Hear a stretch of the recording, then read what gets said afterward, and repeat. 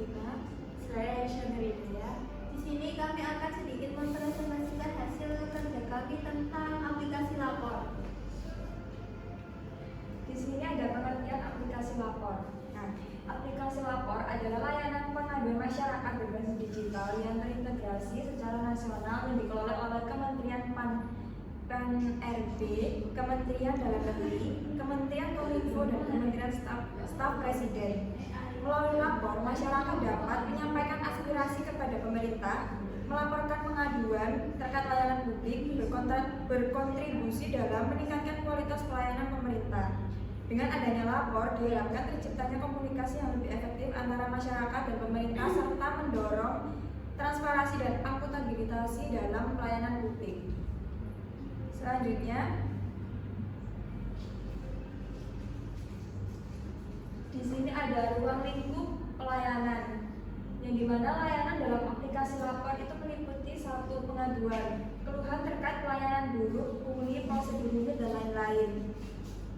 Ruang lingkup pelayanan masyarakat tidak hanya bisa mengadu, tetapi juga bisa melakukan hal lain di aplikasi ini, yaitu pengaduan, seperti melaporkan keluhan terkait pelayanan yang buruk, adanya pungutan liar, hingga prosedur birokrasi yang rumit, aspirasi, memberikan saran atau masukan yang membangun untuk perbaikan kebijakan pemerintah ke depannya. Lalu yang ketiga ada permintaan informasi, mengajukan pertanyaan spesifik mengenai berbagai layanan publik yang ada. Baik, yang selanjutnya ada pengelolaan aplikasi lapor. Dan di sini terdapat alur pengelolaan dalam membuat laporan. Nah, setelah mengetahui pengertian dari aplikasi lapor sendiri, selanjutnya di sini saya akan menjelaskan mengenai alur pengelolaan laporan dari masyarakat. Nah, secara umum proses ini terdiri dari 5 tahapan utama. Nah, yang pertama ada pengaduan atau aduan. Pada tahap ini masyarakat dapat menyampaikan laporan melalui berbagai kanal resmi seperti website, aplikasi mobile, maupun media sosial yang terhubung dengan sistem lapor.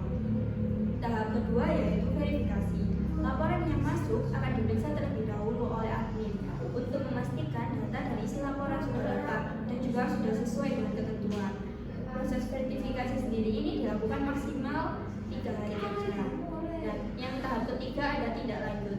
Jika laporan sudah lolos verifikasi, maka laporan akan diteruskan kepada instansi pemerintah yang berwenang menangani permasalahan tersebut. Yang keempat yaitu respon. Instansi terkait akan memberikan tanggapan berupa penjelasan, solusi, atau tindakan nyata atas laporan yang disampaikan oleh masyarakat tersebut. Dan tahapan terakhir adalah selesai. Laporan dinyatakan selesai apabila permasalahan sudah ditangani atau telah ada tindak lanjut yang jelas bagi pelapor. Selanjutnya ada kelebihan dari aplikasi lapor. Setelah memahami alur, selanjutnya saya akan menjelaskan beberapa kelebihan dari aplikasi lapor yang membuat layanan ini penting digunakan oleh masyarakat. Kelebihan pertama adalah akses mudah. Masyarakat dapat mengakses aplikasi ini kapan saja dan di mana saja selama memiliki akses internet. Kelebihan kedua yaitu transparansi. Setiap pelapor dapat memantau perkembangan laporannya secara langsung, sehingga proses penanganan menjadi lebih terbuka. Kelebihan yang ketiga yaitu terintegrasi secara nasional. Aplikasi lapor terhubung dengan berbagai instansi pemerintah, baik di tingkat pusat maupun daerah, sehingga laporan yang diteruskan sesuai dengan kewenangan masing-masing. Kelebihan terakhir yaitu meningkatkan partisipasi publik.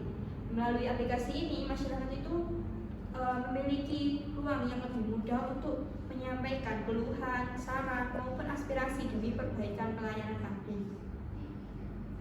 Oke, selanjutnya ada kekurangan dan kelemahan. Di kekurangan ada beberapa instansi lambat merespon, terus jawaban kadang bersifat formalitas. Jadi masih ditemukan di beberapa instansi yang lambat dalam menanggapi laporan, dan juga jawaban yang diberikan itu hanya untuk formalitas dan kurang solutif. Lalu di kelemahan ada tidak semua masyarakat melek digital, lansia dan daerah terpencil sulit mengakses resiko keamanan dan pelapor data. Jadi kesenjangan digitalnya ini belum semua masyarakat, terutama yang di desa atau lansia itu belum melek terhadap digital dan bisa mengakses platform tersebut. Lalu keamanan datanya juga masih ada kekhawatiran terhadap risiko keamanan data pribadi pelapor.